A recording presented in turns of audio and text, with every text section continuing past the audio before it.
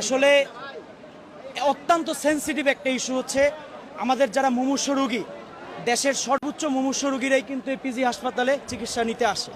তো এই সকাল 8:30 থেকে 9টার ভিতরে, 10:30টার ভিতরে, এই সময়টার ভিতরে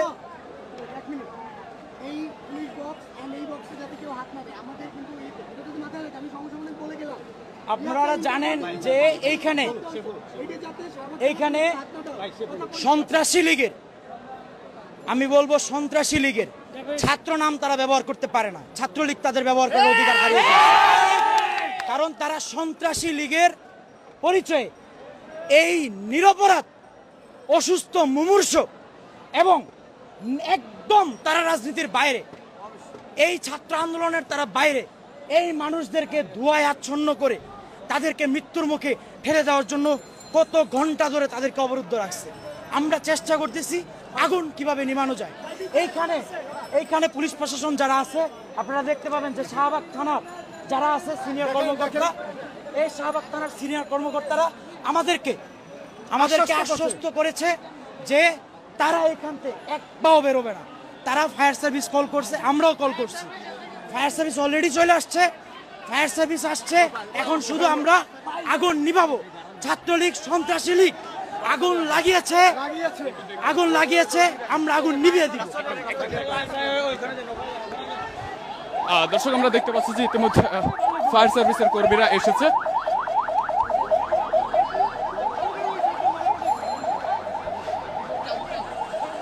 বঙ্গবন্ধু শেখ মুজিব মেডিকেল বিশ্ববিদ্যালয়ের ভিতরে যে আগুনের ঘটনা ঘটেছে সেটি নেভাতে কিন্তু ইতিমধ্যে ফায়ার সার্ভিসের কর্মী এসেছে এবং আমরা দেখতে পাচ্ছি যে শিক্ষার্থী যারা রয়েছে এবং আন্দোলনকারীরা তারা কিন্তু ফায়ার সার্ভিসকে যাওয়ার জন্য পথ তৈরি করে দিচ্ছেন।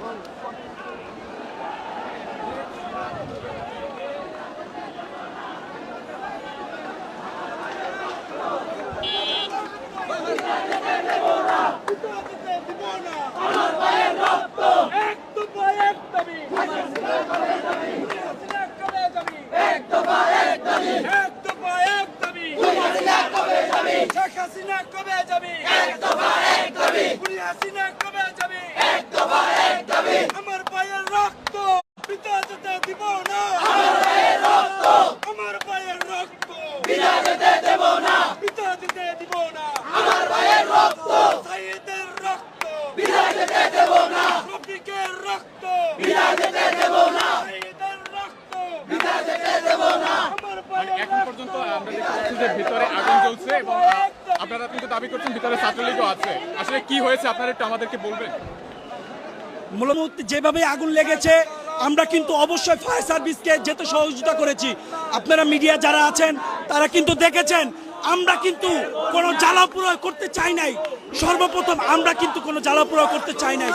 আমাদের ভাইয়ের রক্তে পোষিত আমরা এই বাংলার জমিন থেকে নিয়ে তারপর মাঠ ছাড়বো ইনশাআল্লাহ। এই স্বৈরাচারকে আমরা আমাদের এই দেশ থেকে পদত্যাগ করে তারপর মাঠ ছাড়বো। এই স্বৈরাচার মিথ্যাবাদী স্বৈরাচার, এই স্বৈরাচার বলেছিল মদিনা চলতে দেশ চালাবে। এই স্বৈরাচার বলেছিল মদিনা চলতে দেশ চালাবে। কিসের মদিনা চলতে দেশ চালাচ্ছেন?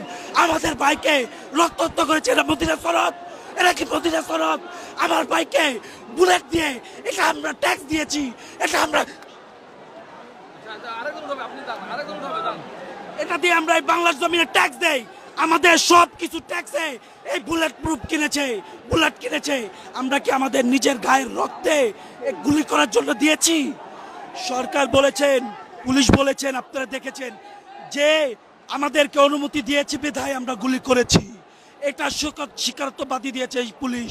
এই সেনাবাহিনী বলেছে আমাদেরকে 120 রাউন্ড বুলেট দেওয়া হয়েছে, আমরা সেই বুলেট প্রুফ করছি। আমাদের কেন আমাদের গায়ে? আমরা কি রাজাকারের সন্তান? আপনার বাপদাদা কি যুদ্ধ করেছে তার জন্য আপনাদের দেশ? এই দেশে কি আমরা নাগরিক না? এই দেশ কি আমরা নাগরিক না? আমরা কি রাজাকার? আমাদেরকে কেন রাজাকার বললো? আমাদেরকে কেন রাজাকারকে কেন বললেন? আমাদেরকে কেন বললেন? আর কোন আমি বলতে চাই আমরা মুক্তিযোদ্ধার সন্তান। আমি মুক্তিযোদ্ধার সন্তান হিসাবে যে দেশের জনগণ এই স্বৈরাচারের বিরুদ্ধে ফুঁসে উঠেছে, আমি এই আমার সাধারণ ভাই বোন ছাত্র ছাত্রীদের পাশে। আমাদের এই মুক্তিযোদ্ধাদের সাথে এই সরকার প্রতারণা করেছে। আমাদের এই মুক্তিযোদ্ধাদের সাথে এই সরকার প্রতারণা করেছে, তার কারণ শুধুমাত্র আমাদের নামটা ব্যবহার করে এই 16 কোটি মানুষের সাথে ওরা নির্যাতন করেছে, দুর্নীতি করেছে, লুটপাট করেছে। আমাদের এই মুক্তিযোদ্ধার নামটা এই সরকারের মুখে বেমানান। আমরা চাই না আমাদের মুক্তিযোদ্ধাদের সন্তানদের নাম, মুক্তিযোদ্ধাদের নাম কখনো এই সরকার নিক। আমাদের নাম তারা ইউজ করে কলঙ্কিত করেছে। যে খুনি হাসিনা সরকারের হাতে রক্তের দাগ লেগেছে, তার হাতে কখনোই এই মুক্তিযোদ্ধার নাম তার মুখে মানায় না। আজকে আমাদের আমাদের ভাইদেরকে মেরেছে, যে খুনি হাসিনার হাতে রক্ত, তার কাছে কখনো এই মুক্তিযোদ্ধার নাম মানায় না। আমি বলতে চাই এই 16 কোটি মানুষের 17 কোটি মানুষের আবেগ বিবেক বুঝে আপনি এখনই অবিলম্বে পদত্যাগ করুন। এই সরকারের অবিলম্বে পদত্যাগ দাবি করছি এবং আমরা সকল মুক্তিযোদ্ধার সন্তানরা আমার এই ভাইদের সাথে আমরা একত্রতা ঘোষণা করছি। হ্যাঁ, আমার বাবা একজন মুক্তিযোদ্ধা, আমার বাড়ি মাগুরা। আমার বাবা একজন আমাদের এলাকার ইউনিয়ন রানিং কমান্ডার। আমার বাবা ভাতাপ্রাপ্ত একজন মুক্তিযোদ্ধা। আমি তার সন্তান হিসাবে আমি ঘুমাইতে পারি না। রাত 3টা-4টা পর্যন্ত আমার এই রক্ত থেকে ঘুম আসে না। আমার গায়ে মুক্তিযোদ্ধার রক্ত বলে আমার ঘুম আসে না। আমি এই রক্ত থেকে ঘুমাইতে পারি না। আমার ভাইদের রক্ত থেকে আমি ঘুমাইতে পারি না।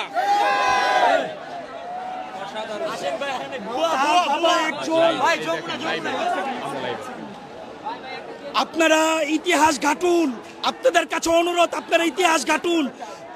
তার বাবা মুক্তিযোদ্ধার সময় পাকিস্তানের কারাগারে ছিলেন, তার বাবা কারাগারে ছিলেন। তার বাবা মুক্তিযোদ্ধা, আমাদের মুক্তিযোদ্ধা করেন নাই। তার বাবা তখন কারাগারে ছিলেন, মুক্তিযোদ্ধা করেছেন। মুক্তিযোদ্ধারা তারা কখনো কোটার বিরোধিতা করে নাই। তারা কি মুক্তিযোদ্ধা করেছেন আমাদেরকে কোটা দেওয়ার জন্য? তারা মুক্তিযোদ্ধারা বলে যে আমাদের কোটা দরকার নাই, আমরা কোটাকে প্রত্যাখ্যান করলাম। তার জন্য আজকে অগণিত মুক্তিযোদ্ধা তার জন্য আমার সন্তান ক্লাস 7-এ পড়ে, আমার তার মাসে 18,000 টাকা খরচ হয়। আমার সন্তানকে আমি ভার্সিটিতে পড়াবো, উবাইদুল কাদের মতো একটা লোক সে হুকুম দেবে, সাদ্দামে আমার সন্তানের গায়ে হাত দেবে, এমন দেশটা আমরা চাই না। আমি আমার সন্তানের নিরাপত্তা চাই, আমার ভাইদের নিরাপত্তা চাই। আমি এই সরকার অবিলম্বে পদত্যাগ চাই। সবচেয়ে অবাক লাগে কি জানেন, যে কত নির্লজ্জ শেখ হাসিনা বলে যে আমার দোষ কি। এর চেয়ে কমেডি হতে পারে না। এই খুনি বুঝে না কখনোই তার দোষটা কি। খুনিরা কখনো বুঝে না। তারা কি বুঝে না কোনটা অভিনয়, কোনটা কান্না? আমরা সকলেই আজকে এই মুহূর্তে আমরা মেট্রো রেলের ইন্তেকালে আমরা শোক প্রকাশ করছি। আমরা মেট্রো রেলের ইন্তেকালে শোক প্রকাশ করছি। আমরা সেই এই আগুন যেখানে রাখছে সেখানে মানুষ মারা যায় নাই। আজকে দেখেন সব ছাত্ররা মারা গেছে, কোনো ছাত্রলীগ মারা যায় নাই, কোনো যুবলীগ মারা যায় নাই। তাদেরকে কেন পুলিশ কেন নিরাপত্তা দিচ্ছে? আমরা ছাত্র, আমার আইডি কার্ড দেখলে দেখাতে পারি আমি ছাত্র, আমি মাদ্রাসার একজন স্টুডেন্ট। কেন আমাদের উপরে এত জুলুম করা হচ্ছে? জুলুমের শেষ কি হবে না? ইনশাআল্লাহ। ওয়া মাকারু ওয়া মাকারাল্লাহ ওয়াল্লাহু খায়রুল মাকিরিন।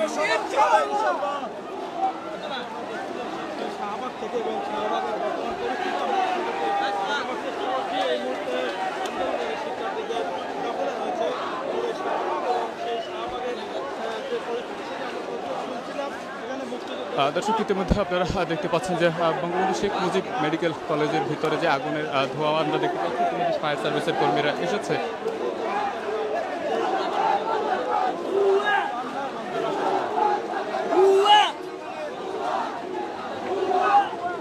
ভাইয়া একটু সামনে যাব, একটু যেতে দিবেন, একটু যাই।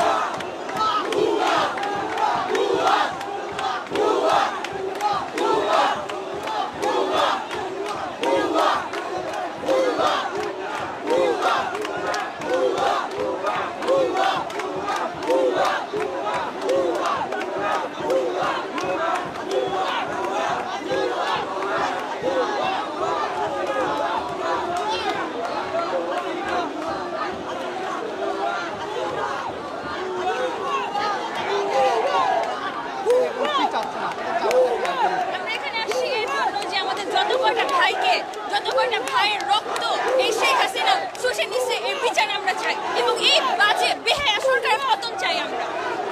এতজন ভাই মারা গেল আপনাদের গুলিতে, এরপর কি আপনাদের ভয় করে না? না, আমাদের ভয় করে না। তিনি আমাদেরকেও মারতে পারতেন না, পরে পতন চাই আমরা, এর পতন আমরা চাই। ধন্যবাদ। শুনছিলাম আমরা এখানে